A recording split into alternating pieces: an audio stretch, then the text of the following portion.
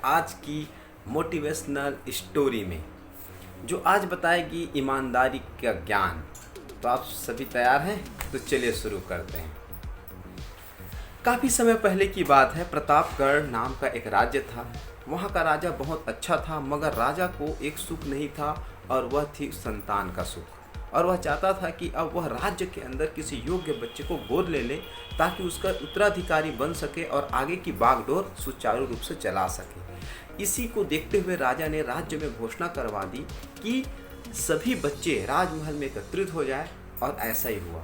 राजा ने सभी बच्चों को पौधे लगाने के लिए अलग अलग प्रकार के बीज दिए और कहा कि 6 महीने के बाद और इसको लेकर के आना है, और जो सबसे अच्छा पौधा लेकर के आएगा उसे इस राज्य का उत्तराधिकारी सौंपा जाएगा।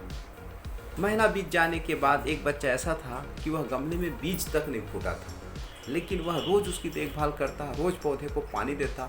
देखते ही देखते 3 महीना बीत गए, लेकिन कुछ नहीं हुआ। बच्चा परेशान हो गया। उसकी माँ ने कहा, बेटा धैर्य रखो, कुछ बीज को फलने में ना ज़्यादा वक्त लगता है।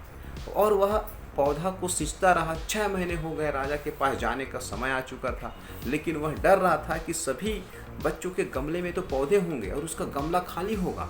लेकिन वह बच्चा ईमानदार था और बहुत सारे बच्चे राजमहल में आ चुके थे। कुछ बच्चे जोश से भरे हुए थे क्योंकि उसके अंदर राज्य का उत्तराधिकारी बनने का प्रबल लालसा थी। अब राजा ने आदेश दिया कि जो बच्चे अपने अपने गमले में लाए हैं वो सभी बारी बारी से करके दिखाते जाएं। मगर एक बच्चा सहमा हुआ था क्योंकि उसका गमला खाली था। तभी राजा की नज़र उस गमले पर पड़ी। उसने पूछा, तुम्हारा गमला खाली क्यों है? तो उसने कहा कि मैंने इस गमले का 6 महीने तक देखभाल की, लेकिन इसमें किसी भी प्रकार का पौधा नहीं उगा। राजा उसकी ईमानदारी से खुश था और उसका गमला खाली है, फिर भी वह हिम्मत करके यहाँ आ तो गया।